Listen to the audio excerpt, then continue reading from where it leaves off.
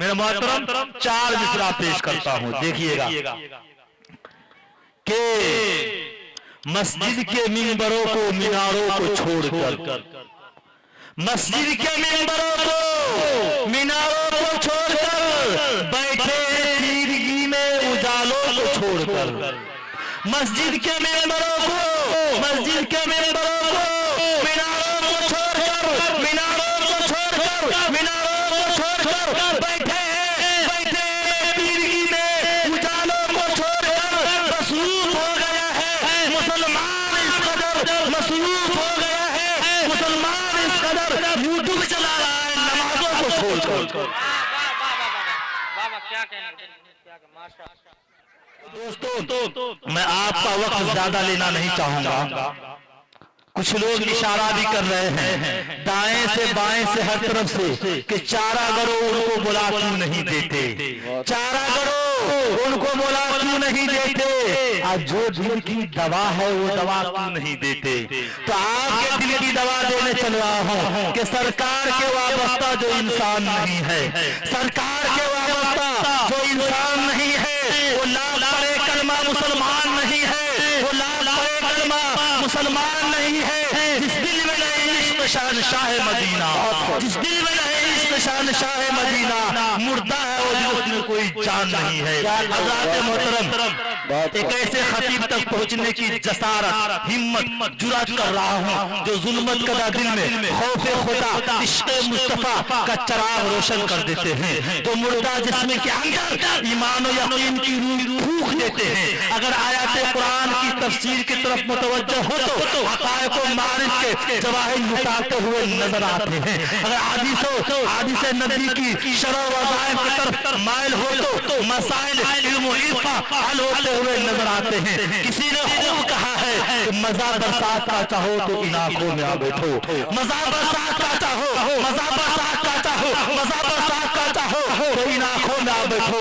سیاہی ہے، سفیدی ہے، شفق ہے، ابر بارہ ہے، میں بڑے خلوص کے ساتھ، بڑے ادب کے ساتھ خطیب ذیشان، ذی صلاحیت، ہر دل عزیز، کروڑوں کے مجمع میں سنجیدگی بخشنے والا ادیب، ایوان باطن میں زلزلہ برپا کرنے والا امیر، شہنشاہ فکر و تدبر، فرق خطابت کے نیر تابع، علامہ مولانا مفتی میراج صاحب قاسمی سعیدی ندوی مظاہری قادری چشتی کو میں آواز دینا چاہوں گا، وہ تشریف لائے اور اپنی ایمانی، عرفانی، حقانی تقریر سے حاویدہ قوم کو بیدار کرے۔ اس شعر کے ساتھ یہ الگ بات کہ خاموش کھڑے رہتے ہیں، یہ الگ بات کہ خاموش کھڑے رہتے ہیں، پھر بھی جو لوگ بڑے ہیں وہ بڑے رہتے ہیں۔ ایسے اسلاف سے ملتا ہے ہمارا شجرہ جن کے ٹھوکروں میں کئی تاج پڑے رہتے ہیں۔ بہت خوب ماشاءاللہ۔ اعوذ باللہ من الشیطان الرجیم، بسم اللہ الرحمن الرحیم۔ درود اللہم صلی علی محمد النبی الامی وعلی آلہ وسلم تسلیما، وصلی اللہ علی الکریم صلی اللہ علیہ وسلم۔ الحمدللہ رب العالمین، والصلاة والسلام علی اشرف الانبیاء والمرسلین، وعلى آله وصحبه وأهل بيته أجمعين، أما بعد، فأعوذ بالله من الشيطان الرجيم، بسم الله الرحمن الرحيم۔ يا أيها الناس إنا خلقناكم من ذكر وأنثى وجعلناكم شعوبا وقبائل لتعارفوا إن أكرمكم عند الله أتقاكم إن الله عليم خبير، صدق الله العظيم۔ وقال تعالى في موضع آخر ورفعنا لك ذكرك، صدق الله العظيم۔ عن أبي هريرة رضي الله تعالى عنه قال قال رسول الله صلى الله عليه وسلم ما اجتمع قوم من بيت في بيوت الله يتلون كتاب الله يتدارسونه بينهم إلا نزلت عليهم السكينة وغشتهم الرحمة وحفتهم الملائكة وذكرهم الله في من عنده كما قال عليه الصلاة والسلام۔ میرے بھائیوں اور بزرگوں اور اسٹیج پر رونق اسٹیج اور علماء کرام اور صدر محترم اور حافظ آفتاب صاحب اور صدر محترم زینul عابدین صاحب اور میری پردہ نشین ماں اور بہنیں، میرے عزیز پیارے بچوں اور سامعین، ہم دعا کرتے ہیں کہ اللہ تعالیٰ ہمارے بیٹھنے کو سننے کو بہت قبول و منظور فرمائے۔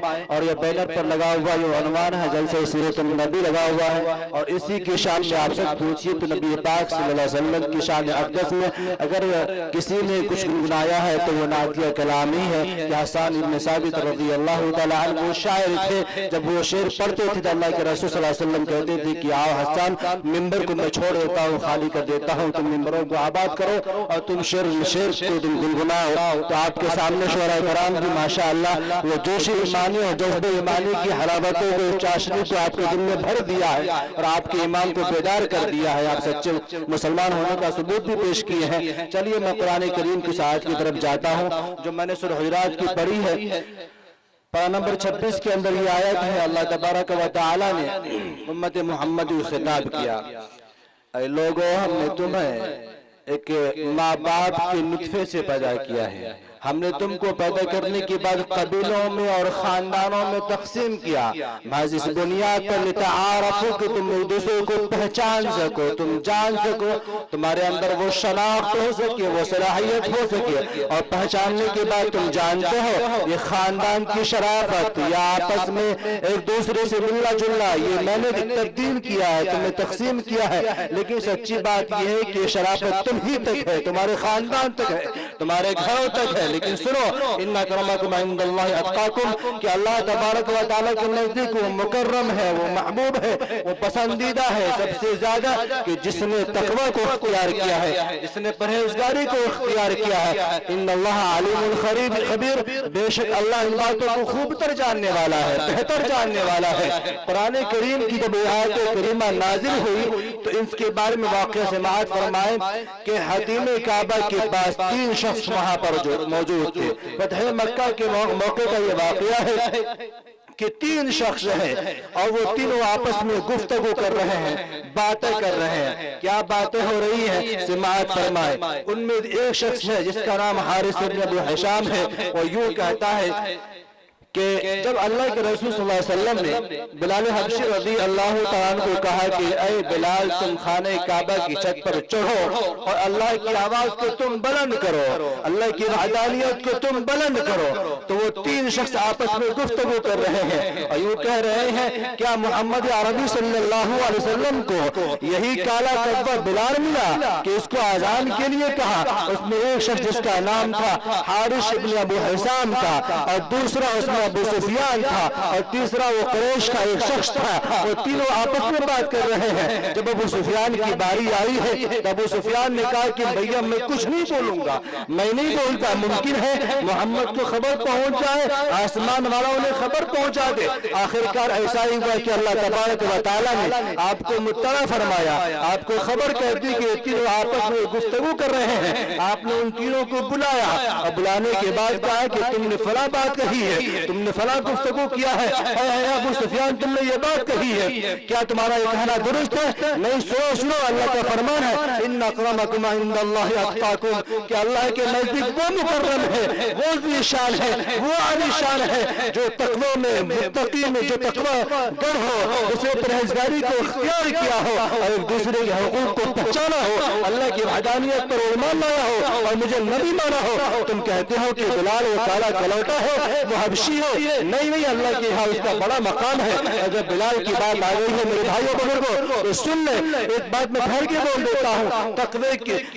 तो ये इंसान की पहचान 2 बुनियाद पर है। एक तो इंसान किसी को देखता है कि बड़ा गोरा है, बड़ा देखने में अच्छा है, तो ज़ाहिरी आज़ा को देख कर ये कह देता है कि बड़ा अल्लाह वाला है। और दूसरा तकवे की जो बुनियाद है उसकी हकीकत अल्लाह को पता है कि पता नहीं ये दिन के उजाले में तो लोगों के सामने बड़ा संभल कर रहता है, रात के अंधेरे में न जाने ये अपनी रातों को कितनी काली करता है, इसका इल्म तो अल्लाह को है। लेकिन हाँ, ज़ाहिरी अमाल पर फतवा जरूर है। आइए मैं समाज फरमाइए बिलाल हबशी रज़ी अल्लाह तआला अन्हु के बारे में कि बिलाल हबशी रज़ी अल्लाह तआला अन्हु का वाक़या है। उससे किसी पूछने वाले ने पूछा कि बिलाल बताओ कि तुमको नबी की वो कौन सी अदा पसंद आई कि तुम ईमान के आगोश में आ गए और तुमने ईमान कबूल कर लिया? बिलाल हबशी रज़ी अल्लाह तआला अन्हु कहते हैं एक दिन का वाक़या है میں غلامیت کی زندگی بسر کرتا تھا، غلام تھا، اور مکہ المکرمہ میں یہ بات تھی کہ جب اس وقت مکہ میں جہارت تھی تو لوگ اپنے غلاموں کو بہت ظلم کرتے تھے، اور ظلم کا عالم یہ تھا کہ سنیے، میں جب غلام تھا مجھے ایک روز یہ ہوا کہ شدید بخار کی شدت ہوئی، میرے آقا امیہ بن خلف نے کہا کہ یہ جو پیسنا ہے، بخار کی شدت، جسم میں تھکان اور درد کی بنیاد پر، رات بھی ٹھنڈی تھی، مجھ سے نہ سکا گیا، میں اس جو کو نہ پی سکا، میں رونے لگا، اور روتے روتے یہاں تک کہ میں گیا لحاظ کے نیچے سو گیا۔ اتنے میں جب میرے سستی کی آواز آئی ہے، میرے رونے کی آواز آئی ہے، تو اللہ کے رسول صلی اللہ علیہ وسلم تشریف لائے ہیں، لانے کے بعد پوچھا، دستک دی ہے، دروازہ کھلا ہے، کہا تم کون ہو؟ تو بلال حبشی رضی اللہ عنہ کہتے ہیں کہ آپ کو اس سے کیا واسطہ؟ مجھے پوچھنے والے بہت کوئی آتے ہیں، کوئی مداوع کرنے والا نہیں آتا ہے، کوئی مدد کرنے والا نہیں آتا، سب آتے ہیں پوچھ کر چلے جاتے ہیں۔ فرماتے ہیں کہ میں حسب معمول اپنے کام کی طرف لگ گیا۔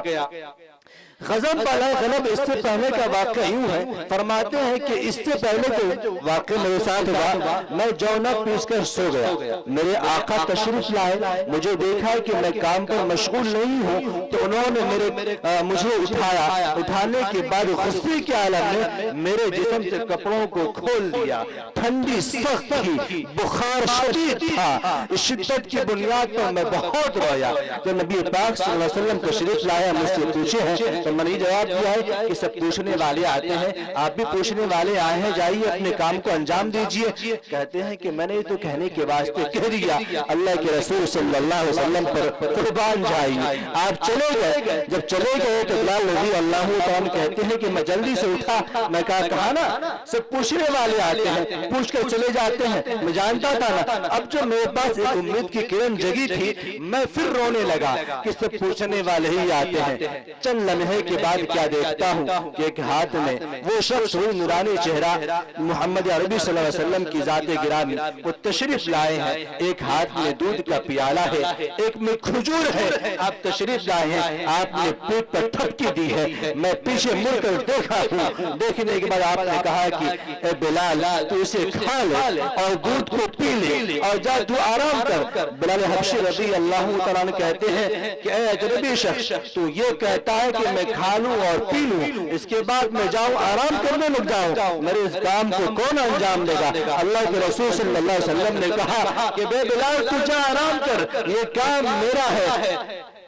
روایت کے اندر یوں آتا ہے کہ سرور کائنات تاجدار مدینہ احمد مجتبی صلی اللہ علیہ وسلم 3 دن تک اپنے اس نرم نازک ہاتھ سے چکی پیستے رہے اور جو ورتا رہا۔ بلال رضی اللہ عنہ کہتے ہیں کہ جب میں اٹھا ہوں تو دیکھا کہ میرا آٹا تیار ہے، جو پسا ہوا ہے، اب محبت کے بارے میں رو رہا تھا کہ کتنا دلبر انسان ہے، کوئی فرشتہ تو نہیں، ایسے تو نہیں کہ آسمان سے آیا ہے، میں نے ایسے نورانی چہرے دیکھے نہیں ہے، میری آنکھیں رو رہی تھی، دل پھٹ رہا تھا، لیکن وہ اجنبی مجھ سے غائب ہو گیا، وہ اجنبی مجھ سے غائب ہو گیا۔ کون؟ محمد عربی صلی اللہ علیہ وسلم۔ فرماتے ہیں کہ اس وقت عرب کی سرزمین میں غلاموں کو موقع نہ ہوتا تھا کہ کسی کی چھان بین کرے، کسی کی تلاش کرے، کسی کی چھان پھٹک کرے، کسی کو جانے پرکھے، یہ نہیں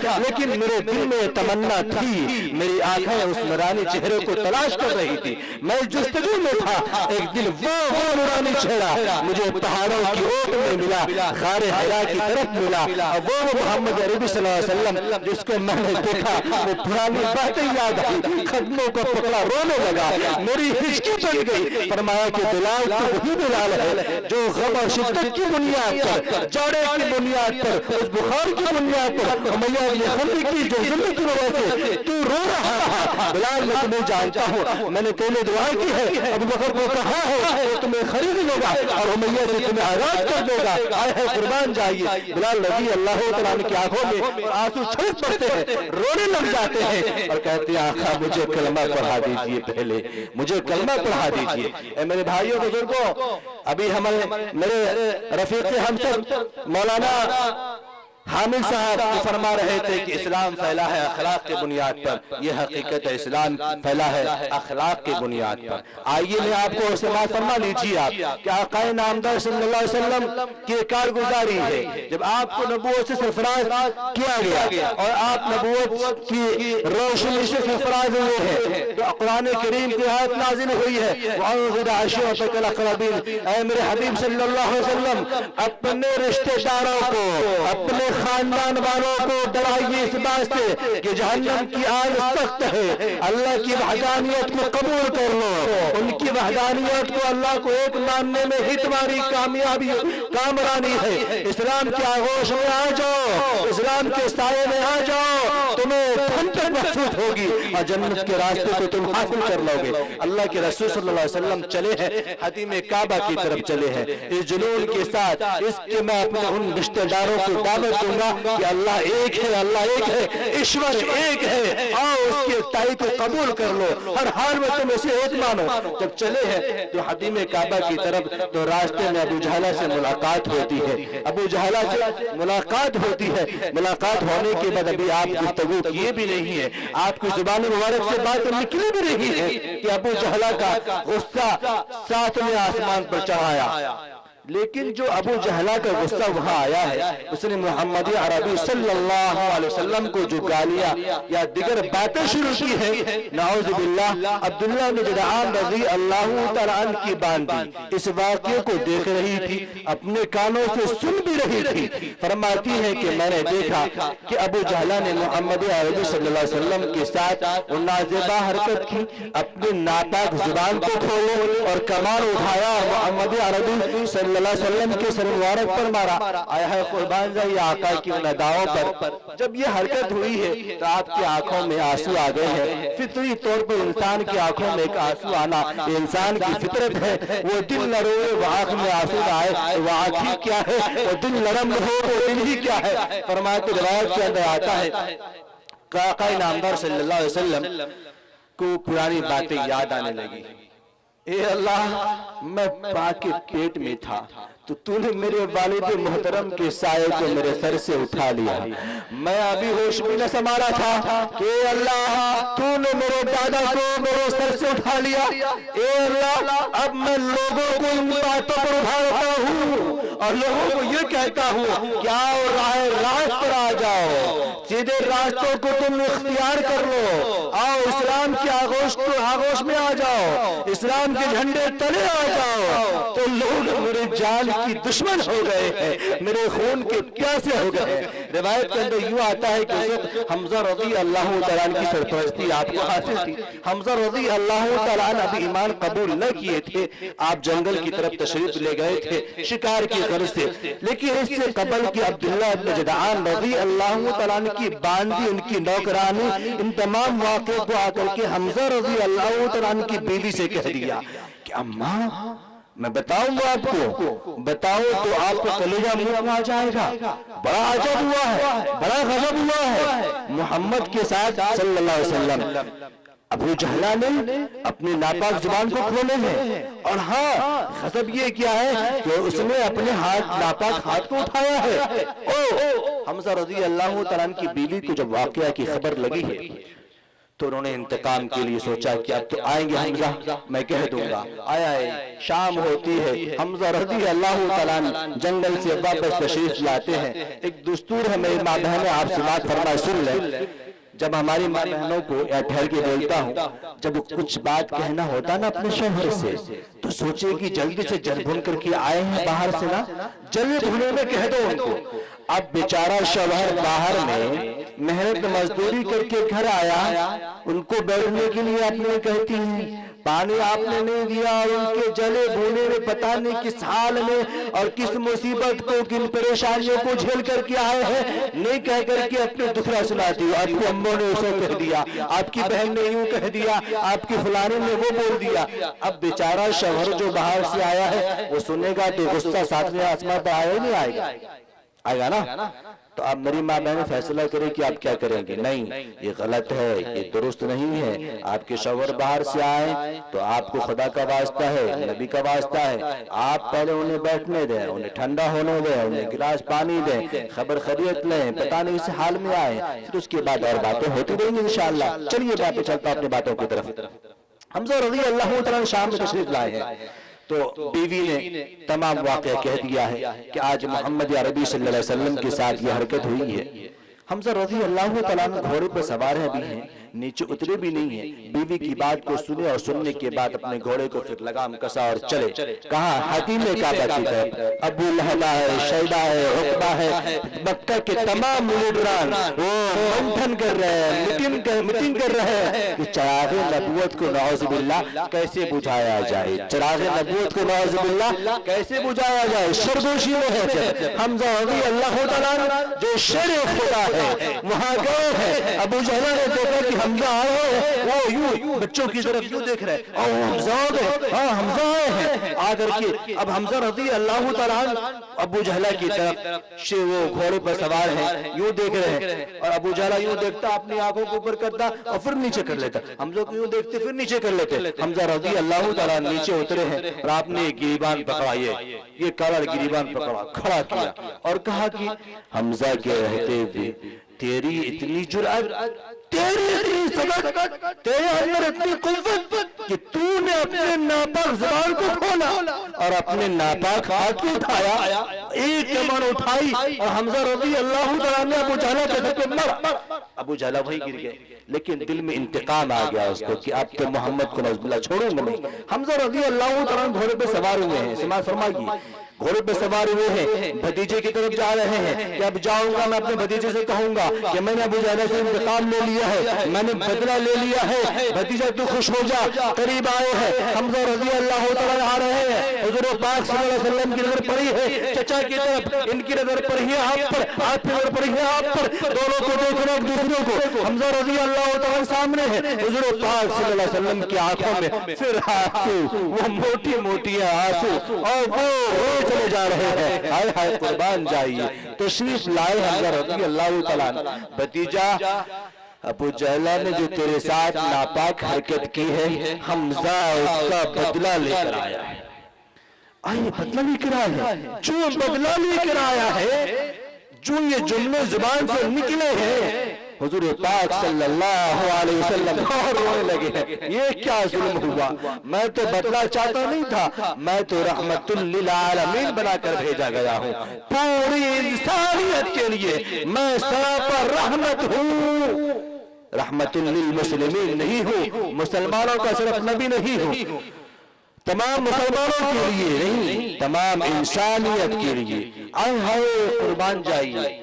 حمزہ رضی اللہ تعالیٰ عنہ کہہ رہے ہیں کہ بھتیجے اب میرے اندر سکت نہیں ہے، تیرے آنکھوں میں یہ آنسو دیکھ رہا ہوں نا، میرا دل پھٹ رہا ہے، میرے آنکھوں میں آنسو آ گئے ہیں. تو اب نہ رو، تو چاہتا کیا ہے؟ کیا تو چاہتا ہے مکہ گلیوں میں آگ لگا دو؟ حمزہ تیار ہے اس کے لیے. کیا تو چاہتا ہے کہ مکہ کے لیڈروں سے لڑے؟ حمزہ اس کی بھی سکت رکھتا ہے، اس کی بھی قوت رکھتا ہے. کیا تو چاہتا ہے کہ مکہ کے وادیوں میں پہاڑوں میں آگ لگا دے؟ حمزہ اس کی بھی طاقت رکھتا ہے. بھتیجے تو جلدی کر. جو حمزہ رضی اللہ تعالیٰ عنہ کی زبان مبارک سے یہ بات نکل رہی ہے کہ بھتیجا تو چاہتا کیا ہے؟ انتقام اور جذبے کے بات آ رہے ہیں. اللہ کے رسول صلی اللہ علیہ وسلم کی آنکھوں میں آنسو بہ رہے ہیں، داڑھی تر ہو رہی ہے. بھتیجے تو جلدی کر، میرے اندر سکت نہیں ہے، میرے اندر طاقت نہیں ہے. بھتیجا تو چاہتا کیا ہے؟ تو بول بول. حمزہ جائے انتقام کے لیے. اللہ کے رسول صلی اللہ علیہ وسلم نے ہاتھ تھاما ہے. چچا بس رکیے آپ. بھتیجا جلدی کر،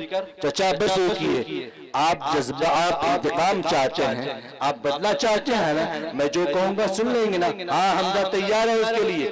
میں یہ چاہتا ہوں، جلدی کر، بس میں یہ چاہتا ہوں میرے چچا حضور، مجھے بدلہ بدلہ نہیں، میں چاہتا ہوں کہ آپ اسلام کی آغوش میں آ جائے اور کلمہ پڑھیے، اشہد ان لا الہ الا اللہ واشہد ان محمد عبدہ ورسولہ. بھتیجا تیرا یہ منشا. حمزہ پڑھتا ہے اشہد ان لا الہ الا اللہ واشہد ان محمد عبدہ ورسولہ. حمزہ اس بات کی گواہی دیتا ہے. چچا حضور مجھے بدلہ نہیں. اے مالدارو، اے طاقت برو، اے خاندانی شرافت پر ابھرنے والوں، اپنے آپ کو طاقتور کہنے والوں، پولیس محکموں کو اپنے جیب میں لے کر گھومنے والوں، تم یہ طاقت مسلمانوں تم یہ کہتے ہو میرے اندر بڑی طاقت ہے، میرے اندر بڑی سکت ہے، میرے پاس بہت روپے پیسے ہیں، قسم خدا کی نبی کی سنت کو دیکھ لو، انہوں نے بدلہ نہیں لیا ہے۔ مسلمانوں، مسلمان کے معنی آتے ہیں ماننے والا، سچے ماننے والے ہو، نبی کی سنت کو اپناؤ، انشاءاللہ کامیابی قلم چلے گی، انشاءاللہ انشاءاللہ انشاءاللہ نہیں انشاءاللہ، کوئی قسم نہیں، انشاءاللہ۔ آئیے تھوڑا اور سنا دیتا ہوں ایک اور حدیث جس سے ملتی جلتی حدیث ہے۔ حمزہ رضی اللہ تعالیٰ نے جو معاملہ کیا، ابو جہل کے دل میں انتقام تو بیٹھ گیا، اب سماعت فرمائیے ابو جہل نے ایک ڈھونگ رچا ہے۔ کیا رچا؟ ایک ڈھونگ رچا، بیماری کا ڈھونگ رچا، بیمار ہو گیا، اپنے چاہنے والوں کو، اپنے خاندان والوں کو، اپنے حواریوں کو، اپنے دوستوں احباب کو، اپنے مکار دوستوں کو، ان لوگوں سے کہا کہ دیکھو محمد صلی اللہ علیہ وسلم دل کے بہت نرم ہے، بڑے اچھے انسان ہے، جاؤ ان سے کہنا کہ ابو جہل بیمار پڑ گیا ہے تو میری تیمارداری کے لیے، میری دیکھ ریکھ کے لیے وہ ضرور تشریف لائیں گے۔ اس کے دل میں وہ ناپاک سازش تھی۔ اس نے کیا کیا؟ ابو جہل نے راستے میں گڈھا کھود دیا، کھودنے کے بعد اس پر کھجور کی چھالیں بچھا دی، راستے کو برابر کر دیا۔ کبھی ہم بھی چھوٹے تھے تو بدماشی کرتے تھے، ہمیں کیا پتا کوئی گریں گے اس کے اندر تو اس کا پاؤں ٹوٹ جائے گا۔ ہم لوگ تو بچے ہیں، بچپن کا زمانہ ہی کچھ اور عجب ہوتا ہے، کسی کو دکھ پہنچا تو ہنس دیا، اللہ معاف فرمائے۔ اس لیے تو اللہ تعالیٰ نے تین لوگوں سے قلم کو روک لیا ہے، رفع القلم عن ثلاثہ، النائم المجنون والصبی، کہ اللہ تعالیٰ نے تین لوگوں سے اپنے قلم کو روک لیا ہے، ان کے گناہوں کو نہیں لکھتے ہیں۔ ایک تو سونے والا سونے کی حالت میں رہ گیا اور نماز کا وقت چلا گیا، لیکن اس کے ارادہ ہے نماز پڑھنا، تو فرض جماعت جو چھوٹ گئی ہے، جماعت جو چھوٹ گئی ہے اس پر کوئی گناہ نہیں ہے، سونے کی حالت میں تھا۔ دوسرا شخص ہے مجنون، دیوانہ، پاگل، اس کے پاس دماغ نہیں ہے، من نہیں ہے، پاگل ہے، اللہ تعالیٰ اس کے گناہوں کو نہیں لکھتا ہے۔ تیسرے یہ معصوم بچے جو ہمارے سامنے ہیں، میں اتنے جلسوں میں گیا ہوں، اتنا بیدار بچہ، اتنا اچھا بچہ قسم خدا کی میں نے نہیں دیکھا کہ اتنی دیر تک یہ بچے مستی کے ساتھ جگے ہوئے ہیں اور اتنے جذبے کے ساتھ۔ اور میں ایک بات اور کہہ دیتا ہوں آپ لوگوں کو، مزے کی بات مجھے بڑا اچھا لگا ہے، اللہ آپ والدین کو اچھا بنائے، اچھا والدین بننے کی توفیق عطا فرمائے کہ آپ نے جو بھی انعام بیچے ہیں ان بچوں کے ہاتھ سے بیچے، اچھا جذبہ ہے، اچھے جو ٹریننگ ہے اور اچھی تربیت ہے، ایسا ہونا چاہیے تاکہ اس کے اندر یہ جذبہ قائم رہے، دینے کا، لینے کا نہیں، دینے کا قائم رہے۔ اللہ قبول و منظور فرمائے اس بستی والوں کو، ان معصوم بچوں کو قوم کا پکا سچا رہبر بنائے۔ آئیے میں چلتا ہوں ابو جہل کی طرف۔ ابو جہل نے کھجور کی چھال بچھا دی اور کہا کہ جاؤ محمد عربی صلی اللہ علیہ وسلم کو کہنا میری خبر پہنچانا اور وہ میری تیمارداری کے لیے تشریف لائیں گے۔ ٹھہر کر ایک مسئلے کی بات بتاتا ہوں، علماء کرام بیٹھے ہوئے، ذمہ داری سے بول رہا ہوں کہ نبی پاک صلی اللہ علیہ وسلم ایک غیر مسلم بھائی کی تیمارداری کے لیے آ رہے ہیں، ان کی عیادت کے لیے آ رہے ہیں۔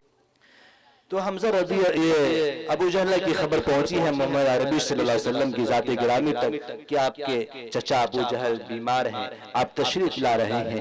ابھی اس کوٹھے کے قریب آئے ہیں، ابو جہل لومڑی کی طرح یوں دیکھ رہا ہے کہ اب میرا شکار آ رہا ہے۔ کوئی لومڑی بیٹھا رہتا نا بہت خاموشی سے بیٹھتا ہے، مرغا کی طرح سے گزرا کہ اس کو شکار کر لے، ابو جہل چپ چاپ بیٹھا ہوا خاموشی کے ساتھ دیکھ رہا ہے کہ محمد آ رہے ہیں، آئیں گے، اب ممکن ہے کہ وہ گڑھے میں گر جائیں گے، ہلاک ہو جائیں گے، اللہ جسے رکھے اسے کون رکھے۔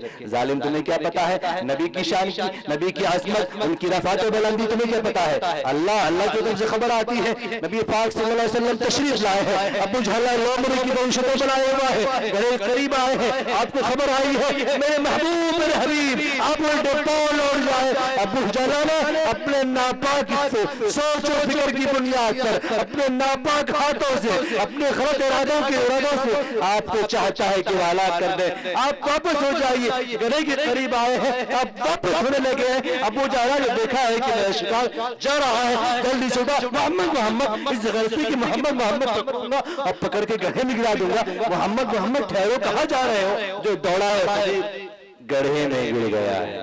آئے تھے کسی کا شکار کرنے، میرے یہ آئے تو خود شکار ہو گئے۔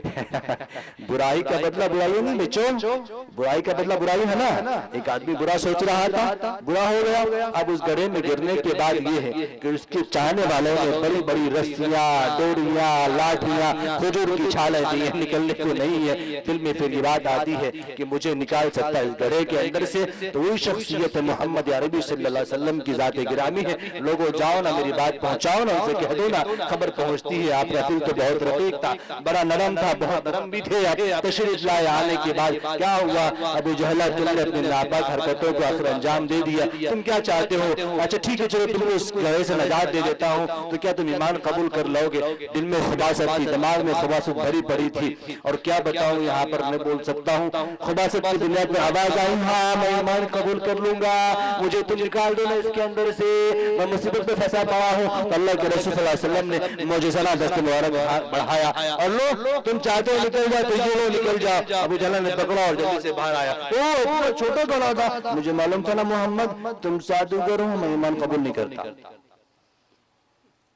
تیری مقدر میں ایمان کہا تھا، اتنا سچا اور اتنا پاک و پوتر مذہب، قسم خدا کی، قسم خدا کی، قسم خدا کی، یقین کے ساتھ کہتا ہوں کسی کا مذہب نہیں کہ آؤ ہمارے مسجدوں میں آؤ اور دیکھو کہ ایک ہی سب میں کھڑے رہتے ہیں۔ کون؟ بڑے مالدار بھی ہے، ان پڑھ بھی ہے، جاہل بھی ہے، آگڑ بھی ہے، پاگل بھی ہے، ایک ہی سب میں ہے۔ جس کو جہاں جگہ مل گئی نہیں کھڑے ہوئے، ایک ہی سب میں کھڑے ہو گئے۔ محمود آواز نہ کوئی بندہ رہا نہ کوئی بندہ نواز۔ یہ اسلام کی شان ہے، یہ اسلام کی خوبی ہے، یہ اسلام کی بلندی ہے۔ آئیے سماعت فرمائیے، نبی کی بات تھی، نبی کے ایک عاشق کی بات سناتا ہوں اور میں باتوں کو ختم کر دوں گا۔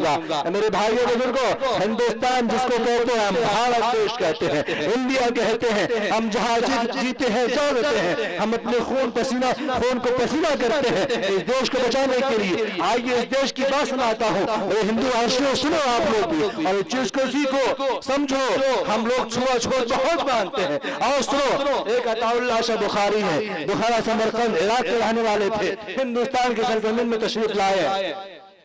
آپ کا سفر جلسہ میں ہوا ہے، کہاں؟ خیر المدارس پنجاب میں آپ تشریف لے گئے ہیں، آپ وہاں جلسے میں شریک ہیں۔ جلسہ ختم ہوا ہے، ختم ہونے کے بعد آپ دسترخوان لگا ہے، دیکھتے ہیں کہ ایک آدمی ہے اور کپڑا میلا کچلا پہنے ہوا ہے، وہ جا رہا ہے۔ وہ کون؟ بھنگی تھا، بخارا صاف کرنے والا بھنگی تھا۔ آپ نے ان کو آواز دیا، آؤ میاں کہاں جا رہے ہو؟ تم کہاں جا رہے ہو؟ کیا تمہیں بھوک نہیں لگی ہے؟ بھنگی ڈر کر کہتا ہے، حضور والا آپ لوگ کھا لیں، میں صاف کرنے جا رہا ہوں۔ آپ نے فرمایا ادھر جاؤ، ہاتھ دھو کر کے تم آ جاؤ۔ وہ ہاتھ دھویا، چونکہ شاہ صاحب کہہ رہے تھے، اتنے بڑے عالم دین کہہ رہے تھے، اب وہ مانتا کیا میں کہتا، ہاتھ دھویا، آیا ہے، آنے کے بعد کھڑا ہے، آؤ دسترخوان پہ بیٹھ جاؤ، خالی ہے بیٹھ جاؤ۔ کہنے کی بنیاد پر بھنگی بیٹھ گیا، اپنے پاؤں کو یوں کر کے بیٹھا ہوا ہے چپ چاپ، کھانا لگا۔ اب اس کو ڈر بھی ستا رہا ہے کہ ممکن ہے کہ میں دسترخوان پہ بیٹھ گیا ہوں، شاہ صاحب کی محفل ہے اور اتنے معزز لوگ ہیں، نورانی چہرے، اچھے چہرے ہیں، میں بھنگی ہوں، پیخانہ صاف کرنے والا آدمی ہوں، یہ تو مجھے کل بہت ماریں گے یہ لوگ۔ ان کے دل میں یہ ڈر ہے، لیکن شاہ صاحب کا حکم تھا، ماننا بھی ان کو ضروری ہے کہ سارے لوگ ان کے آگے پیچھے ہیں۔ اب وہاں بیٹھ گیا ہے، کھانا لگائے، اس کھانے میں ایک آلو بھی ہے اور اس میں اور چیزوں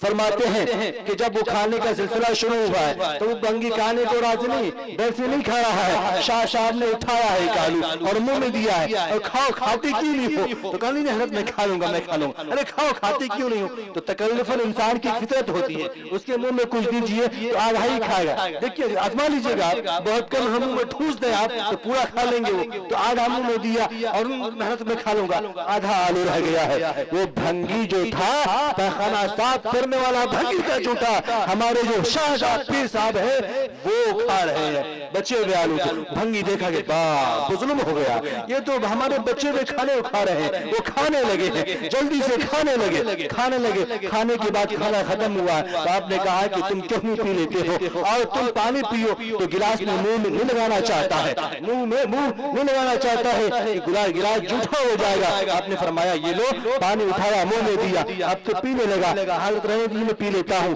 آدھا پانی پیا، آدھا پانی چھوڑ دیا۔ انہوں نے آدھے پانی کو پی لیا बात खत्म हो गई, वो भंगी उठा और जल्दी से घर की तरफ रवाना हो गया। सुबह का वक्त होता है, जाने का वक्त होता है, लेकिन क्या देखता है मंजर अजब व गजब ये है कि तमाम शहर के लोग खड़े हैं शाह साहब को रुखसत करने के लिए, लेकिन इस मदरसे के दरवाजे पर वो भंगी जो रात में गायब हो गया था अपने बीवी बच्चों के साथ खड़ा है, आंखों में आंसू भरे पड़े हैं।